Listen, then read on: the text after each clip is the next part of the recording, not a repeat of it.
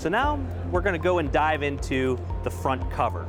No complete engine gasket set would be complete without providing the gaskets for the front cover. Now this seals the timing system to make sure that we're not losing oil from this front cover. So there are some grooves here in the front cover for our precision molded rubber gaskets. And when I say precision, I mean precision. These fit in so nice, they feel great, and you know that when you're installing this gasket, it is going to provide you with optimum sealing. This gasket is going to last a very long time. We're going to put in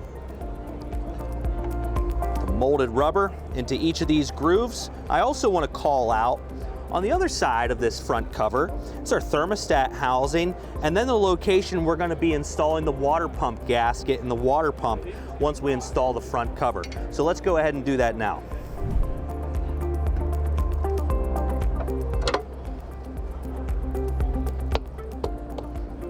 All right, now we're going to talk about the water pump gasket. You know, when you're talking about sealing, if you look at the witness mark here on this water pump, you'll see that the surface area that we are actually applying a seal is very small. And it's very important to make sure that the materials that you're using provide a seal even in operations that have pressure involved. So I'm going to pull out the water pump gasket here.